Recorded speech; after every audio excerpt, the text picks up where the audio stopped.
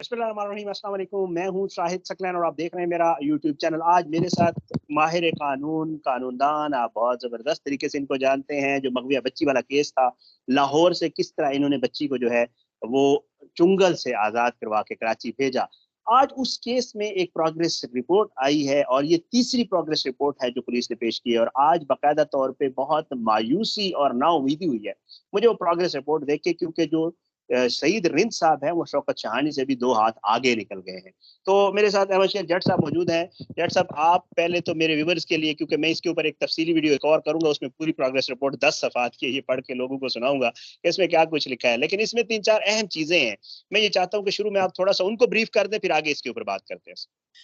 बहुत शुक्रिया शाहिद भाई। असल में वो बात जो आपने की है ना, असल बात तो वही है कि शौकत शाहानी को हम पता नहीं क्या कह रहे थे, लेकिन शौकत शाहानी से मतलब सिंध पुलिस में एक से एक हीरा मौजूद है। और वो बड़ी ज़बरदस्त बात पहले भी हमारे एक दोस्त ने की थी अपने व्लॉग्स में कि बहरहाल ये पुलिस ही है। तफ्तीश चाहे चेंज होकर एक डिपार्टमेंट से दूसरे डिपार्टमेंट चली गई है, एक तफ्तीशी से दूसरे तफ्तीशी तक चली गई है, लेकिन रहेगी पुलिस ही। तो इसलिए जो हमेशा कहा जाता है कि सिंध पुलिस के लिए दुआ करनी चाहिए, तो रिंद साहब ने बिल्कुल वही साबित किया है कि उनके लिए दुआ करेंगे हम। रिंद साहब ने सर टोटल 35 लोगों का नाम लिखा है जो प्रोग्रेस रिपोर्ट आज जमा करवाई है। सबसे बड़ी बदनीयती ये है कि 2 से 3 दिन के बाद चलान पेश होना था, उससे पहले ये प्रोग्रेस रिपोर्ट दी जा रही है। ये बज़ाहिर बड़ा क्लियर नजर आ रहा है कि अपेरेंटली किसी के कहने पर कुछ चीजें इसके अंदर बदली गई हैं, किसी की तसल्ली के लिए कोई ऐसा काम किया गया है। और इसके अंदर 35 लोगों में से उन्होंने तकरीबन 8 लोगों की हद तक तो चीजें लिखी हैं कि इसका रोल बनता है, ये होता है, लेकिन उसमें से भी 8वें नंबर पे अचानक से इन्होंने राय खुरम वल्द नामालूम लिखकर, राय खुरम जो इनके वकील थे, वैसे ये बड़ी हद तक वाली बात है कि किसी के वल्दियत के लिए नामालूम लिखा जाए, तो इनको पता होना चाहिए, लेकिन इन्होंने वल्द नामालूम लिखकर उनका के कवायफ नामुकम्मल होने की वजह से हम चलान नहीं करेंगे। मतलब एक मुल्जम हमने रख लिया है और बस चूंकि उसके कवायफ मुकम्मल नहीं है, मुल्जम के बारे में हमें कुछ और नहीं पता, तो इसलिए हम उसको चलान नहीं करेंगे।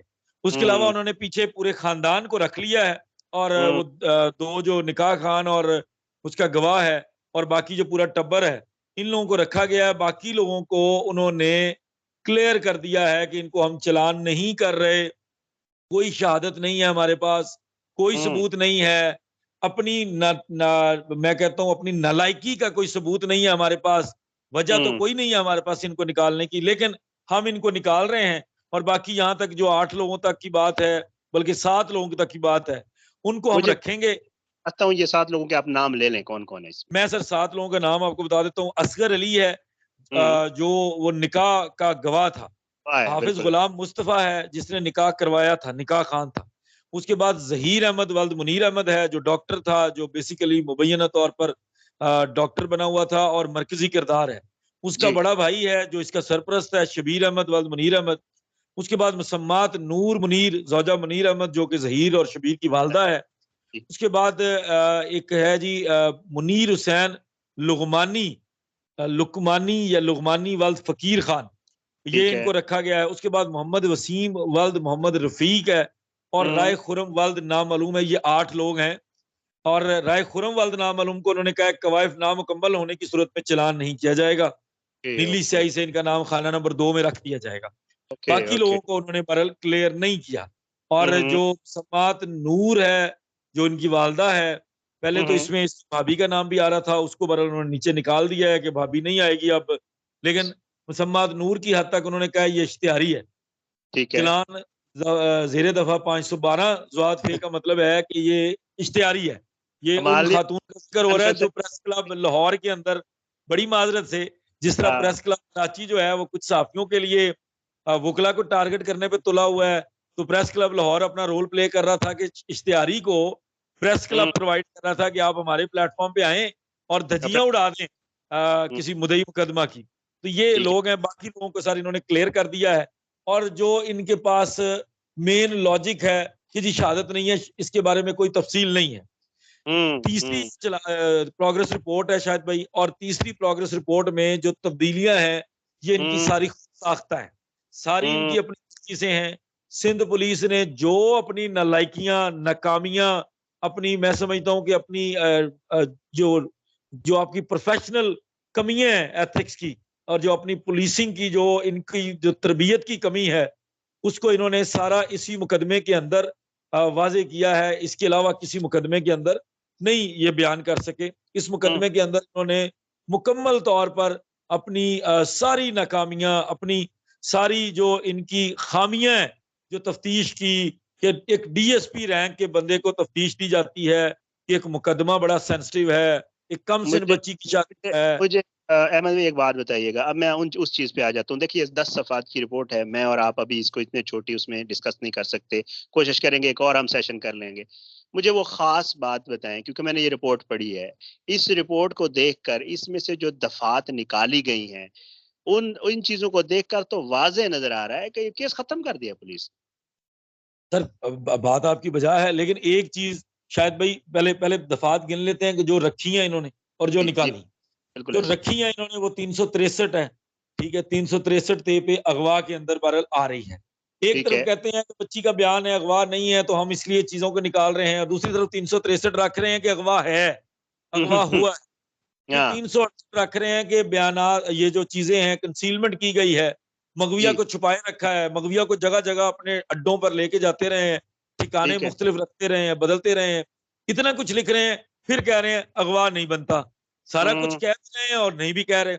फिर हम्म। ट्रैफिकिंग की, जो ट्रैफिकिंग इन पर्सन का जो कानून है, हाँ। उसकी तो बात नहीं निकली।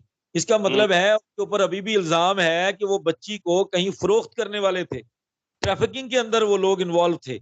ये चीजें अच्छा। अभी भी पुलिस ने रखी हैं। फिर हम्म। Sindh child marriage restraint act वो मौजूद है। वो कि कह बच्ची रहा है कि जो बच्ची की शादी, जो कम उम्र की बच्ची की शादी हुई है, वो जुर्म मौजूद है। फिर हम्म। बच्ची का बयान है। फिर बच्ची का बयान तो रह ही नहीं गया। जब आप एक तरफ कह रहे हैं कि कम उम्र की शादी की दफात रहेंगी, तो यस। फिर तो शादी गलत है। फिर बीच हम्म। में कह रहे हैं कि चूंकि निकाह को अभी किसी फोरम पे कलअदम नहीं हुआ, तो भाई जो हम्म। आप पुलिस वाले हैं, आपको तो हमारे से भी पहले पता होना चाहिए। खासकर हम्म। तफ्तीशी की तो मेरी उम्र जितना तजर्बा होगा, हाँ। आखिर पहुंचा हुआ है अपनी रिटायरमेंट के करीब, और इसको यस। ये नहीं पता कि निकाह कलअदम करार देने का जो प्रोसीडिंग, जो उसकी जो प्रोसीडिंग्स हैं, वो शुरू हो हम्म। चुकी है, और उसका टाइम लगना है। वो हम्म। हम्म। एक सिविल कोर्ट की प्रोसीडिंग है, फैमिली कोर्ट की प्रोसीडिंग है, उसमें एक टाइम लगना है। आप उससे पहले अपनी फाइंडिंग दे रहे हैं। मतलब आपको लगता है कि निकाह कलअदम नहीं होगा, इसका मतलब हम्म। आप अदालत से ऊपर समझते हैं खुद को, आप फैसला भी खुद सुना रहे हैं, आप हम्म। प्रोसिक्यूशन भी होती हैं, सारा कुछ हम्म। ही आप तौर पे बनी जा रहे हैं। तो वो ये 100% ये तफ्तीशी मैनेज हुआ है सर। और हम्म। तफ्तीशी मैनेज होकर किसी के कहने पर 2-3 दिन कबल चलान से एक प्रोग्रेस रिपोर्ट मंजरेआम पे लाई जा रही है। हाँ। इस प्रोग्रेस हाँ। रिपोर्ट की बाबत कोई कोर्ट ऑर्डर नहीं है कि ये आज के दिन प्रोग्रेस रिपोर्ट जमा करवाए। हाँ। किसी कोर्ट हाँ। ऑर्डर में नहीं डिमांड की गई है।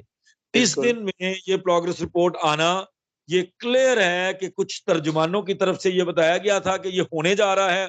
इसका हाँ। मतलब है ये यस। मशकूक है। ये इन लोगों के ऊपर सवालिया निशान नहीं, इनके ऊपर सवालात उठेंगे कि आपने कितने में बिके हैं, आपका हम्म। जमीर कितने में बिका है, आपने किस तरह से ये काम किया है, किसके कहने पे काम किया है।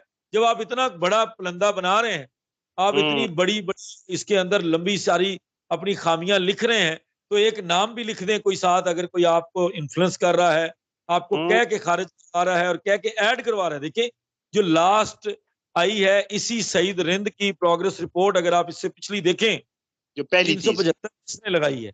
तीन सौ जी जी। पचहत्तर तो शौकत शानी ने भी नहीं लगाई थी। ये लगाई तीन थी सौ इसने। पचहत्तर किसने क्यों लगाई थी, ये पहले जवाब दे उसका।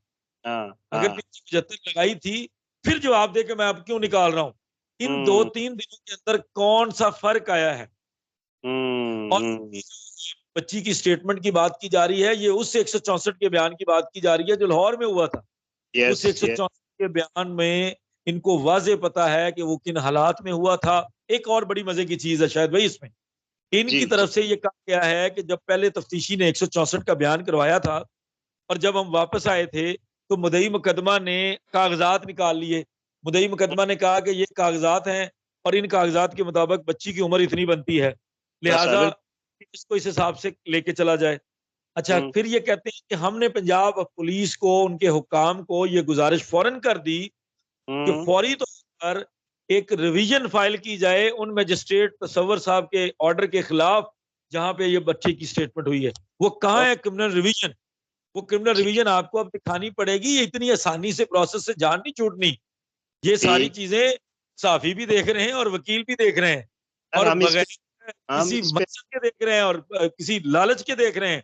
हम तो बिल्कुल है। निकालेंगे आपकी इच्ची बिच्ची, हम तो हाँ करेंगे आपकी हर चीज का पोस्टमार्टम, हम हाँ तो हाँ। कहेंगे कि आपने कहाँ पे फाउल प्ले किया है, और आप मुझे हम्म, वो क्रिमिनल रिवीजन दिखाएंगे। अगर वो नहीं दायर हुई, वो फाउल प्ले पुलिस के पार्ट पे है। हम्म, आपने उस वक्त उनको तैयार करके फौरन भेजी। अगर वो पंजाब पुलिस ने दायर की, पंजाब पुलिस ने क्यों दायर करनी है? आप हम्म, जाकर खड़े होकर 164 का बयान करवा रहे हैं। आपको हम्म। फौरी अपनी प्रोसिक्यूशन के जरिए इधर की प्रोसिक्यूशन से राब्ता करके उसको चैलेंज करवाना चाहिए था, और सिंध पुलिस का मैंडेट था, लेकिन सिंध पुलिस ने नहीं की। सर हम इस पे बड़ी इंशाल्लाह एक तफसीली मैं चाह रहा हूँ, इसके ऊपर हम एक और बात करेंगे। मुझे ये बताएं वे, क्योंकि लोग परेशान हैं, सीधी सी बात है। मैं खुद भी जब तक आपसे बात नहीं हुई थी, क्योंकि हम थोड़ा सा लीगल पॉइंट्स को कोर्ट कवर करते हैं तो थोड़ा बहुत पता होता है, ज्यादा नहीं पता होता। लोग ये समझ रहे हैं कि प्रोग्रेस रिपोर्ट आ गई, केस खत्म हो गया। अब ऐसा नहीं है, तो ये तो है ही नहीं ना। इसका थोड़ा सा बिल्कुल मुझे नहीं ना है। ब्रीफली आप थोड़ा सा बता दें कि आगे इसका वे फॉरवर्ड अब है क्या। एक तो चालान आना है, उसके ऊपर अब जीरा होनी है, चालान मंजूर होना है नहीं मंजूर, ये थोड़ा सा ये मुझे गाइड कर दे। सर देखिए, शायद भाई पहली बात तो ये कि अगर तो पुलिस की चलनी होती तो सी सेक्शन का चलान बहुत पहले आ चुका था। ठीक तो है। सी सेक्शन का चलान, ये सी सेक्शन का चलान नहीं बनेगा उस तरह से, लेकिन सी सेक्शन चलान बहुत बड़ी बात थी कि बिल्कुल ही खत्म, मुकदमा खत्म जी, पुलिस की जान छूट गई। आईजी ने नहीं कह छूटी, दिया था, कह तो दिया। इसका मतलब है कि जान अब भी नहीं छूट रही। पहली बात ओके। तो ये कि पुलिस की फाइंडिंग हो सकती है, और ठीक है। पुलिस की जो भी स्टेटमेंट है, रिपोर्ट है, इंक्वायरी है, इन्वेस्टिगेशन है, वो कोर्ट के ऊपर बाइंडिंग नहीं। कोर्ट ठीक। आजाद है, कोर्ट अपने हिसाब से फैसला करना है। इसको पता नहीं इस चलान ने प्रोसिक्यूशन को क्रॉस भी करना है कि नहीं करना, अगर इस तरह की हरकतें की गई होंगी। क्योंकि हम्म। पहला फेज है प्रोसिक्यूशन डिपार्टमेंट। ठीक प्रोसिक्यूशन है। डिपार्टमेंट सेटिस्फाई नहीं होगा तो कोर्ट तक नहीं पहुंचेगा। कोर्ट ठीक तक है। पहुंचेगा तो कोर्ट ने सेटिस्फाई होना है। और उसके ठीक। बाद बड़ी मजे की चीज है कि निकला कौन है। निकले तो हम्म। वो है ना जिनको मुद्दई मुकदमा तो जानता ही नहीं है, जिन हाँ। उनके उसका कोई ताल्लुक ही नहीं है। जो ये पूरा नहीं है। ठीक। खानदान है वो तो बैठा है, पूरा ठीक है। खानदान तो है, तो परेशान होने वाली तो कोई बात नहीं है इसके अंदर। और ठीक। भाईजान ये केस खड़ा है, इस केस हम्म। के अंदर जो पहले दिन से इनके गले की हड्डी बात बनी हुई है, वो कराची से लाहौर तक का सफर है। और यस। वो निकलना नहीं है, वो हजारों दफा साबित हो चुका है, हर बंदे ने साबित कर दिया है, पुलिस ने भी उसके साथ एग्री कर लिया है कि वो सफर किस तरह हुआ है, कैसे हुआ है, कौन से रस्तों से हुआ है, वहां से हम्म। जान छूटने वाली। तो इसलिए पहली हम्म। बात ये इस प्रोग्रेस रिपोर्ट की कोई हैसियत नहीं है अगर इसके अंदर ये लोग इस तरह से कर रहे हैं। और इसके अंदर भी जितना ब्लंडर इन्होंने किया है, जैसे आप कह हम्म। रहे हैं कि इसको तफसीलन कुछ शाम के वक्त भी इकट्ठे करके करेंगे, बल्कि मैं चाहता हूं कि इसमें सब लोगों को बिठाएं, सब लोगों को ठीक है। कहें कि भाई अपने अपने हाथ में रखें, आप लोगों के जिम्मे है। इतनी ठीक है। चीजें निकलेंगी, शायद भाई इतनी चीजें निकलेंगी कि ये रिंद साहब जो है ये सोचने पे मजबूर हो जाएंगे कि यार मैंने तो अपनी सर्विस सारी जो है ना वो जाया कर ली, मुझे पता नहीं था लोग ऐसे बैठे हैं जो मेरी तफ्तीश को देख रहे थे, क्योंकि हाँ तफ्तीश उन्होंने की नहीं है। ये जिस जिस हाँ तरह से ये टाइप हुआ है, बहुत सारी चीजें तो हमें भी पता है, कौन कौन हाँ हाँ। बंदे उस हवाले से इनको मिलते रहे हैं। हाँ। उस सारे टाइम के अंदर तो हम भी जानते हैं, ठीक है। सारी चीजों ठीक। को तो हम भी जानते हैं, हमें पता है। तो अगर हम बहरहाल वो नहीं चाहते कि हम पुलिस को इन्फ्लुएंस करें और कहें कि फलां क्यों आया था आपके पास, फलां क्यों बैठा था, फलां ने आपको क्या मशवरा दिया, लेकिन हम आपके ही कागज उठाएंगे और वो आपके मुंह पे रखेंगे कि भाईजान ये कागज में आपने ये लिखा है, इसको जस्टिफाई करें, ये बताएं, हम्म। इसका जवाब दें हमें, जो कि नहीं दे सकते आप। और ये हम्म। 100% इसके अंदर इतने ब्लंडर्स हैं सर। अभी तो हमने जितनी जल्दी हो सकता था उसको जितना ओवरव्यू लेना था वो किया, अभी तो इसके अंदर बेताशा चीजें निकलेंगी, और ऐसा पोस्टमार्टम होगा कि इनको लग समझ जाएगी, ये नहीं दोबारा नहीं। प्रोग्रेस रिपोर्ट सबमिट इ- करेंगे, ये इस कहेंगे पे चलान ही नहीं करें। इस पे सर इंशाल्लाह हम शाम में मैं कोशिश करता हूँ। बस आपको मैंने पहले अपनी थोड़ी सी मजबूरी बता दी थी, मसरूफ हूँ। तो इंशाल्लाह हम थोड़ा इसके ऊपर शाम में ना बात करते हैं, और इसको हम थोड़ा डिटेल भी डिस्कस करेंगे अपने व्यूअर्स के लिए। लेकिन बहरहाल ये बहुत अच्छी बात जो आपने की कि दरअसल ये केस कोई ख़त्म नहीं होने जा रहा। ये एक प्रोग्रेस रिपोर्ट है जो कि पुलिस को बगैर कहे उन्होंने दी है, और वैसे ही अपनी जारी बात है वो एक काम पूरा कर रहे हैं। बहरहाल अहमद भी बहुत बहुत शुक्रिया। इंशाल्लाह इस हवाले से आपसे मजीद भी जो है शाम में भी बात होती है और आगे भी सर बात होती रहेगी सर। बहुत शुक्रिया सर।